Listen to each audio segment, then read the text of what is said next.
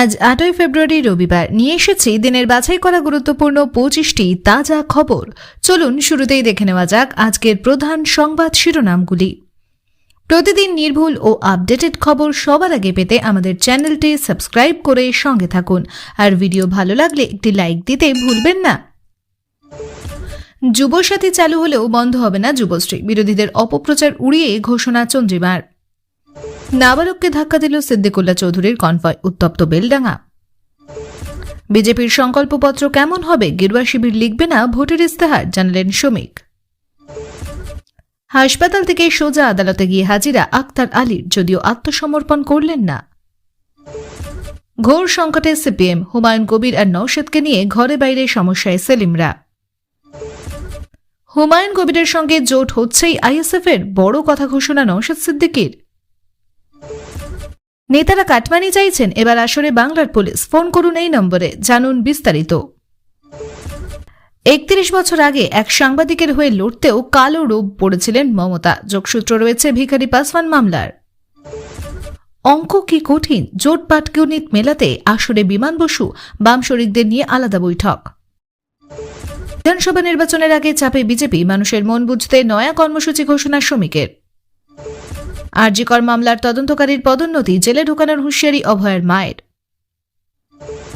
Colourful মদনের ডেরায় কি এবার ভাগ বসাবে পদ্ম শিবির, কি ভাবছে কামারহাটি? তাহলে প্রসেনজিৎ বিজেপিতেই যাচ্ছেন, সুকান্ত সহ বিজেপি নেতারা গেলেন অভিনেতার বাড়িতে। এইটুকু তো সম্মান দেবেন, বিধানসভায় শোভনদেবের মাইক বন্ধ করে দিলেন অধ্যক্ষ। আরজিকর দুর্নীতি মামলায় গ্রেফতারি পরোয়ানা জারির ২৪ ঘণ্টার মধ্যে হাসপাতাল থেকে বেরিয়ে কোর্টে আক্তার আলী। হুমায়ুন কবিরের সঙ্গে জোট হচ্ছেই আইএসএফের, বড় কথা ঘোষণা নওশাদ সিদ্দিকীর। তোলাবাজির টাকা দিতে অস্বীকার, স্পা কর্মীকে তুলে নিয়ে গিয়ে গণধর্ষণের অভিযোগ, গ্রেফতার ২। কবে মাধ্যমিকের ফল প্রকাশ, আভাস দিলেন মধ্যশিক্ষা পর্ষদ সভাপতি। দেশের ইতিহাসে বিরল নজির গড়ার পথে মমতা, চতুর্থবার ভোটে জিতলেই শীর্ষে বাংলার অগ্নিকন্যা। রাজ্যে এক দফায় ভোট, সিইও দফতর তাই চাইছে, নিরাপত্তা ও স্বচ্ছ নির্বাচন চায় বিজেপিও। সুপ্রিম কোর্টে কাদের জন্য ছুটে গিয়েছিলেন, মোদির পরেই অনুপ্রবেশ নিয়ে মমতাকে আরও ঝাঁঝালো আক্রমণ শুভেন্দুর। বিজেপি নেতা সৌমিত্র খাঁ ও তার ঘনিষ্ঠদের বিরুদ্ধে অবৈধ বালি পাচারের অভিযোগ তৃণমূলের। রাজ্যসভায় সুকান্তর মুখে মমতার প্রশংসা, তবে কি বঙ্গ রাজনীতিতে নতুন কোন সমীকরণ তৈরি হচ্ছে? মিমের ঘরেও কড়া নাড়ছে সিপিএম, কার কাছে গেল ফোন?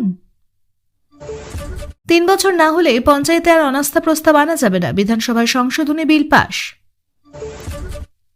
মাঘের বঙ্গে আগামী ৩ থেকে ৪ দিন শীতের আমেজ বজায় থাকবে, কুয়াশার দাপট কমবে। জঙ্গলমহলে লুকিয়ে প্রার্থী তালিকা, মন্ত্রীদের দৌড়ে দৌড়ে বিধায়কদের প্রশ্ন, দাদা থাকছি তো? মুসলিমদের জনসংখ্যা কখনোই হিন্দুদের থেকে বেশি হবে না, বললেন ওয়াইসি। অগ্নিমিত্রার সংখ্যালঘু মন্তব্যে আজও উত্তপ্ত বিধানসভা, নিন্দা প্রস্তাব আনলেন রাজ্যের মন্ত্রী। ২৬-এর আগেই মেগা সিদ্ধান্ত, আজ থেকেই রাজ্য জুড়ে জনতার মন পেতে বিরাট কর্মসূচি বিজেপির। এতক্ষণ শুনছিলেন সংবাদ শিরোনাম, এবার আসছি বিস্তারিত খবরে। রাজ্যে এক দফায় ভোট, সিইও দফতর তাই চাইছে, নিরাপত্তা ও স্বচ্ছ নির্বাচন চায় বিজেপিও। আসন্ন বিধানসভা নির্বাচনকে ঘিরে নতুন করে জোর জল্পনা শুরু হয়েছে রাজ্যের রাজনৈতিক মহলে।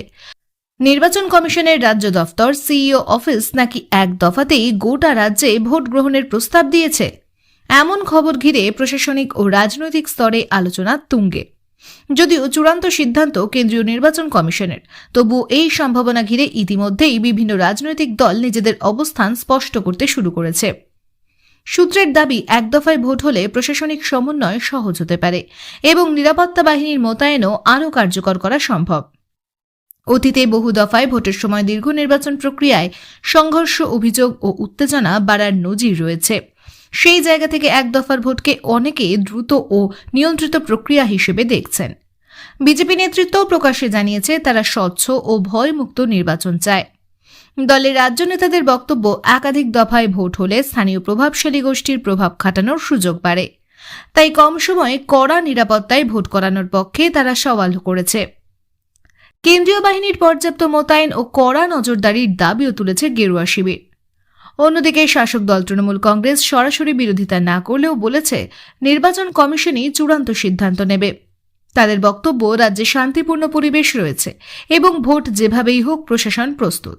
তবে তৃণমূলের একাংশের মতে এক দফায় ভোট হলে লজিস্টিক চ্যালেঞ্জ বড় হতে পারে, বিশেষ করে বিশাল ভোটার সংখ্যা ও ভৌগোলিক বিস্তৃতির কারণে। নির্বাচনী বিশেষজ্ঞরা বলছেন, পশ্চিমবঙ্গের মতো বড় ও রাজনৈতিকভাবে সংবেদনশীল রাজ্যে এক দফার ভোট আয়োজন করা বড় প্রশাসনিক চ্যালেঞ্জ। কেন্দ্রীয় বাহিনীর বিপুল প্রয়োজন, পর্যাপ্ত ইভিএম, ভিভিপ্যাট এবং বুথ ভিত্তিক নিরাপত্তা, সব মিলিয়ে পরিকল্পনা নিখুঁত না হলে ঝুঁকি থেকেই যায়।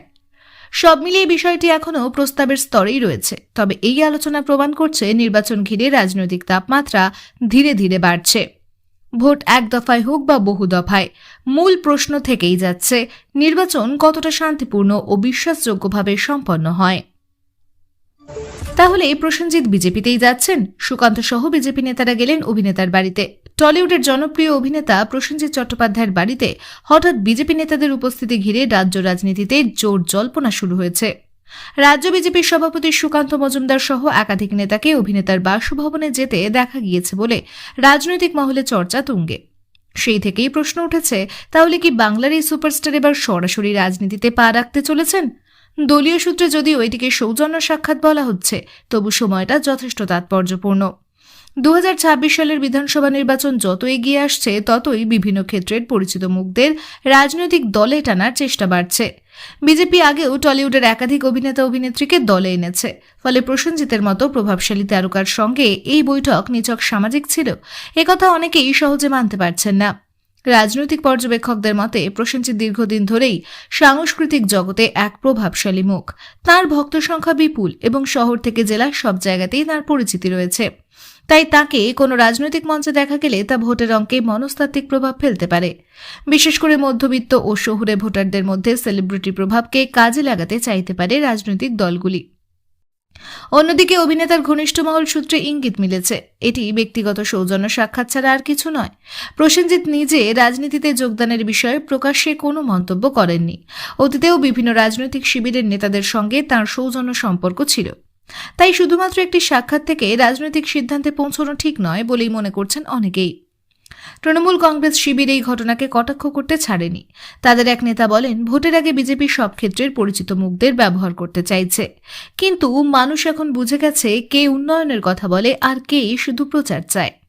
তবে বিজেপির অন্তর্মহলে আলোচনা সাংস্কৃতিক ও বিনোদন জগতের ব্যক্তিত্বদের সঙ্গে যোগাযোগ বাড়ানো তাদের বৃহত্তর কৌশলের অংশ। রাজনীতিকে শুধুমাত্র মিছিল মিটিংয়ের গণ্ডিতে না রেখে সমাজের বিভিন্ন স্তরে প্রভাব তৈরি করাই লক্ষ্য। সব মিলিয়ে প্রসেনজিৎ চট্টোপাধ্যায়ের বাড়িতে এই সফর আপাতত জল্পনার জন্ম দিয়েছে ঠিকই, কিন্তু চূড়ান্ত সিদ্ধান্ত বা রাজনৈতিক ঘোষণা এখনো অধরাই। তিনি সত্যি সক্রিয় রাজনীতিতে আসবেন কিনা তা সময়ই বলবে। তবে এই ঘটনাই প্রমাণ করছে 2026-এর আগে বাংলার রাজনীতিতে তারকাদের ভূমিকা নিয়েও জোর লড়াই শুরু হয়ে গেছে। দেশের ইতিহাসে বিরল নজির গড়ার পথে মমতা। চতুর্থবার ভোটে জিতলেই শীর্ষে বাংলার অগ্নিকন্যা। পশ্চিমবঙ্গের মুখ্যমন্ত্রী মমতা বন্দ্যোপাধ্যায়কে ঘিরে রাজনৈতিক আলোচনায় নতুন মাত্রা যোগ হয়েছে। আসন্ন বিধানসভা নির্বাচনে যদি তিনি দলকে নেতৃত্ব দিয়ে আবারও জয়ের মুখ দেখতে পারেন, তবে তা দেশের রাজনীতিতে এক বিরল নজির হিসেবে চিহ্নিত হবে, এমনটাই মত রাজনৈতিক মহলের একাংশের। মমতা বন্দ্যোপাধ্যায় ইতিমধ্যেই টানা 3 বার রাজ্যের মুখ্যমন্ত্রী হিসেবে দায়িত্ব সামলেছেন। দীর্ঘ রাজনৈতিক সংগ্রাম, দল গঠন থেকে ক্ষমতায় আসা, এই পুরো যাত্রাপথ তাঁকে আলাদা রাজনৈতিক পরিচিতি দিয়েছে। সমর্থকদের কাছে তিনি বাংলার অগ্নিকন্যা, এক লড়াকু আপসীন নেত্রী। রাজনৈতিক বিশ্লেষকদের মতে টানা 4 বার কোনো রাজ্যের মুখ্যমন্ত্রী হওয়া অত্যন্ত কঠিন কাজ। দীর্ঘ শাসনে স্বাভাবিকভাবেই শাসক বিরোধী মনোভাব তৈরি হয়, বিরোধীরা সংগঠিত হয় এবং প্রশাসনিক চ্যালেঞ্জও বাড়ে। সেই প্রেক্ষাপটে চতুর্থবার জয়ের সম্ভাবনা তৈরি হওয়া নিজেই বড় রাজনৈতিক বার্তা। তৃণমূল কংগ্রেস এই সম্ভাবনাকে সামনে রেখে ইতিমধ্যেই উন্নয়ন বনাম বিভাজন স্লোগান তুলে প্রচার শুরু করেছে। দলের বক্তব্য, সামাজিক প্রকল্প, অবকাঠামো উন্নয়ন ও নারী স্বনির্ভরতার মতো বিষয়েই তারা ভোট চাইবে। অন্যদিকে বিরোধী দলগুলো বলছে, দীর্ঘ শাসনের ফলে দুর্নীতি, বেকারত্ব ও প্রশাসনিক পক্ষপাতিত্বের অভিযোগ জমেছে। তারা দাবি করছে পরিবর্তনের সময় এসেছে। ফলে এই নির্বাচন শুধু ক্ষমতার লড়াই নয়, বরং শাসন মডেলের উপর জনমত যাচাইয়ের লড়াই। জাতীয় রাজনীতির ক্ষেত্রেও এই ফলাফল গুরুত্বপূর্ণ হতে পারে, কারণ মমতা বন্দ্যোপাধ্যায় দীর্ঘদিন ধরেই নিজেকে বিজেপি বিরোধী রাজনীতির অন্যতম মুখ হিসেবে তুলে ধরেছেন। রাজ্যের শক্তিশালী অবস্থান ধরে রাখতে পারলে জাতীয় স্তরেও তাঁর রাজনৈতিক গুরুত্ব আরও বাড়বে। সব মিলিয়ে আসন্ন নির্বাচন মমতার রাজনৈতিক জীবনের এক ঐতিহাসিক অধ্যায় হয়ে উঠতে পারে। জয়ের ধারাবাহিকতা বজায় থাকলে তিনি শুধু রাজ্য নয়, জাতীয় রাজনীতিতেও এক অনন্য নজির স্থাপন করবেন, এমনটাই মনে করছে রাজনৈতিক মহল। 26-এর আগেই মেগা সিদ্ধান্ত, আজ থেকেই রাজ্য জুড়ে জনতার মন পেতে বিরাট কর্মসূচি বিজেপির। আসন্ন 2026 সালের বিধানসভা নির্বাচনের আগে সংগঠনকে আরও শক্তিশালী করতে এবং সাধারণ মানুষের সঙ্গে সরাসরি যোগাযোগ বাড়াতে রাজ্য জুড়ে বড়সড় কর্মসূচির পথে হাঁটছে বিজেপি। দলীয় নেতৃত্বের দাবি, এই কর্মসূচির মূল লক্ষ্য রাজনৈতিক প্রচার নয়, বরং জনসংযোগের নতুন মডেল তৈরি করা, যেখানে সাধারণ মানুষের সমস্যা সরাসরি শোনা ও নথিভুক্ত করা হবে। দলীয় সূত্রে জানা গেছে, এই কর্মসূচির আওতায় রাজ্যের বিভিন্ন জেলায় বুথ স্তর পর্যন্ত পৌঁছানোর পরিকল্পনা নেওয়া হয়েছে। শীর্ষ নেতৃত্বের নির্দেশে সাংসদ, বিধায়ক, জেলা সভাপতি থেকে শুরু করে বুথ কর্মীদেরও সক্রিয়ভাবে অংশ নিতে বলা হয়েছে। প্রতিটি এলাকায় ছোট ছোট জনসভা, পথসভা, বাড়ি বাড়ি যোগাযোগ এবং বিশেষ শিবিরের মাধ্যমে মানুষকে কেন্দ্র ও রাজ্যের বিভিন্ন প্রকল্প সম্পর্কে জানানো হবে বলেও জানা যাচ্ছে। বিজেপির এক রাজ্য নেতার কথায়, ভোটের আগে শুধু সভা করলেই হবে না, মানুষের দরজায় গিয়ে তাঁদের কথা শুনতে হবে। কোথায় রাস্তা নেই, কোথায় জল নেই, কোথায় সরকারি পরিষেবা পৌঁছচ্ছে না, এই তথ্য সংগ্রহই আমাদের প্রধান উদ্দেশ্য। দল দাবি করছে, সংগৃহীত এই তথ্যের ভিত্তিতে ভবিষ্যতে নির্বাচনী ইস্তেহার ও আন্দোলনের ইস্যু ঠিক করা হবে। রাজনৈতিক মহলের মতে, সাম্প্রতিক কয়েকটি নির্বাচনে বিজেপি বুঝেছে যে শুধুমাত্র কেন্দ্রীয় ইস্যু দিয়ে বাংলা দখল করা কঠিন। তাই এবার স্থানীয় সমস্যা, পঞ্চায়েত স্তরের অসন্তোষ এবং সরকারি পরিষেবা নিয়ে মানুষের অভিজ্ঞতাকে বেশি গুরুত্ব দেওয়া হচ্ছে। এই কর্মসূচির মাধ্যমে বিজেপি একদিকে যেমন নিজেদের সংগঠনকে চাঙ্গা করতে চাইছে, অন্যদিকে তৃণমূলের শক্ত ঘাঁটিতেও ধীরে ধীরে প্রভাব বাড়ানোর কৌশল নিচ্ছে। অন্যদিকে শাসক দল তৃণমূল কংগ্রেস এই কর্মসূচিকে কটাক্ষ করে বলেছে, ভোটের আগে নাটক শুরু হয়েছে। 5 বছর মানুষকে না দেখে এখন দরজায় দরজায় ঘোরা হচ্ছে। তৃণমূলের অভিযোগ, বিজেপি উন্নয়ন নয়, বিভাজনের রাজনীতি করতেই এই ধরনের প্রচার চালায়। তবে বিজেপির বক্তব্য, এই কর্মসূচি দীর্ঘমেয়াদী সাংগঠনিক রোডম্যাপের অংশ, শুধু নির্বাচনের জন্য নয়। ভবিষ্যতে রাজ্য নিজেদের ভিত্তি স্থায়ী করতে তারা এই ধারাবাহিক জনসংযোগ চালিয়ে যাবে। সব মিলিয়ে 2026-এর আগে রাজনৈতিক ময়দান যে ক্রমশ গরম হতে চলেছে, এই ঘোষণাই তার স্পষ্ট ইঙ্গিত দিচ্ছে। এখন দেখার, এই কর্মসূচি বাস্তবে কতটা প্রভাব ফেলতে পারে বাংলার ভোটের অঙ্কে। আরজিকর দুর্নীতি মামলায় প্রথম চার্জশিট পেশ ইডির মূল অভিযুক্ত সন্দীপ ঘোষ। এতক্ষণ শুনছিলেন সংবাদ শিরোনাম, এবার আসছি বিস্তারিত খবরে। রাজ্যে চূড়ান্ত ভোটার তালিকা প্রকাশের দিন পিছিয়ে যাচ্ছে, স্বাভাবিক নিয়মে রাষ্ট্রপতি শাসন জারি হয়ে যাবে, রিমাইন্ডার শুভেন্দুর। রাজ্যে বিশেষ সংশোধনী পর্ব এসআইআর নিয়ে রাজনৈতিক বিতর্ক নতুন উচ্চতায় পৌঁছেছে। চূড়ান্ত ভোটার তালিকা প্রকাশের সম্ভাব্য দিন পিছিয়ে যেতে পারে, এই আশঙ্কা ঘিরেই শুরু হয়েছে তুমুল রাজনৈতিক চাপানুতোর। বিরোধী দলনেতা শুভেন্দু অধিকারী দাবি করেছেন, যদি নির্ধারিত সময়ের মধ্যে নির্বাচন সংক্রান্ত সাংবিধানিক প্রক্রিয়া সম্পূর্ণ না হয়, তবে স্বাভাবিক নিয়মে রাষ্ট্রপতি শাসন জারি হয়ে যাবে। এসআইআর প্রক্রিয়ার মূল লক্ষ্য ভোটার তালিকাকে হাল নাগাদ ও নির্ভুল করা, মৃত ভোটার, ভুয়ো নাম, একাধিক জায়গায় নিবন্ধন, এই ধরনের সমস্যাগুলি চিহ্নিত করতেই এই বিশেষ অভিযান চালানো হয়। নির্বাচন কমিশন জানিয়েছে, প্রক্রিয়া সম্পন্ন করতে মাঠ পর্যায়ে ব্যাপক যাচাই চলছে, তাই সময় কিছুটা বেশি লাগতে পারে।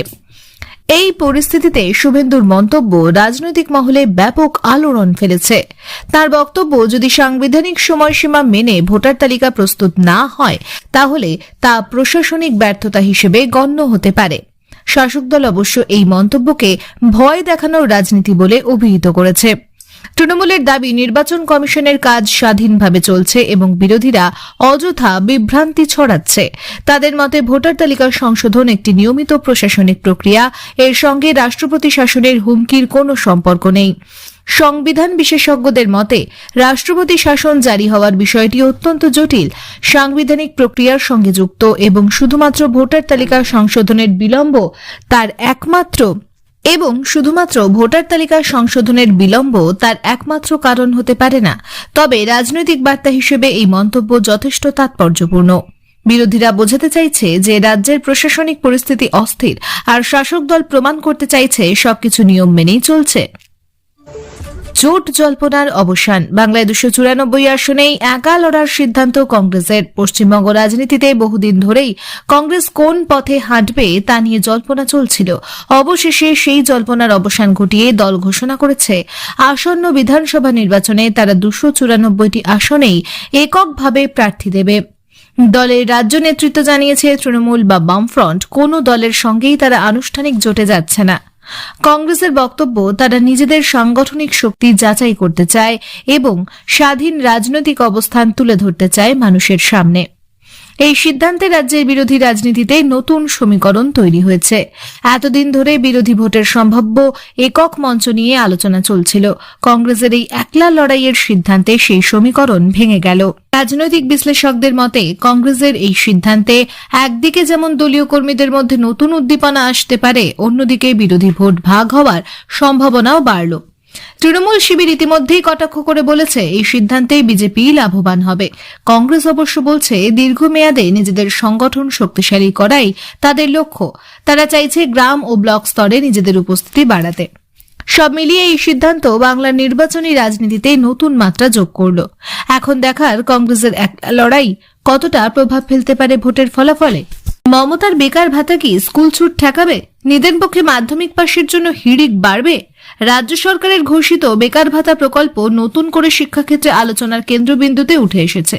প্রশ্ন উঠছে, এই আর্থিক সহায়তা কি শুধুই কর্মসংস্থানের অভাব মেটাতে সহায়ক হবে, নাকি এর প্রভাব পড়বে স্কুল ছুট রোধেও? বিশেষজ্ঞদের একাংশ মনে করছেন প্রকল্পটির শর্ত ও কাঠামোর উপর নির্ভর করেই নির্ধারিত হবে এর সামাজিক প্রভাব। সরকারি সূত্রে জানা গিয়েছে নির্দিষ্ট শিক্ষাগত যোগ্যতা পূরণ করলেই যুবক যুবতীরা এই ভাতার জন্য আবেদন করতে পারবেন।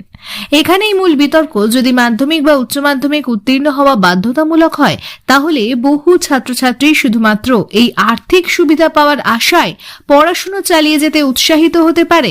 গ্রামীণ ও অর্থনৈতিকভাবে দুর্বল পরিবারের ক্ষেত্রে এই প্রণোদনা গুরুত্বপূর্ণ হয়ে উঠতে পারে। শিক্ষাবিদদের মতে স্কুল ছুটের অন্যতম কারণ আর্থিক অনটন। অনেক ক্ষেত্রেই কিশোর কিশোরীরা অল্প বয়সে কাজের বাজারে ঢুকে পড়ে পরিবারের আয়ের জন্য চেষ্টা করে। যদি সরকার স্পষ্ট বার্তা দেয় যে শিক্ষাগত যোগ্যতা অর্জন করলে ভবিষ্যতে আর্থিক সহায়তা মিলবে, তবে তা পড়াশোনায় ধরে রাখার একটি বাস্তব প্রণোদনা হিসেবে কাজ করতে পারে। তবে সমালোচকদের যুক্তি ভিন্ন। তাদের মতে শুধুমাত্র ভাতার লোভ দেখিয়ে শিক্ষার মান উন্নত করা যায় না। প্রকৃত কর্মসংস্থানের সুযোগ তৈরি না হলে এই ভাতা নির্ভরতার সংস্কৃতি তৈরি করতে পারে। দীর্ঘমেয়াদে তা রাজ্যের অর্থনীতির উপর চাপ বাড়াতে পারে বলেও আশঙ্কা প্রকাশ করছেন কেউ কেউ। রাজ্য সরকার অবশ্য দাবি করছে এটি কোনো স্থায়ী ভাতা নির্ভর প্রকল্প নয়, বরং যুব সমাজকে অন্তর্বর্তী সময়ে সহায়তা করার একটি সামাজিক নিরাপত্তা উদ্যোগ। পাশাপাশি দক্ষতা উন্নয়ন প্রশিক্ষণের সঙ্গেও এই প্রকল্প যুক্ত থাকতে পারে বলে ইঙ্গিত মিলেছে। সেই ক্ষেত্রে এটি শুধু অর্থ সাহায্য নয়, কর্মসংস্থানের প্রস্তুতিতেও সহায়ক হতে পারে।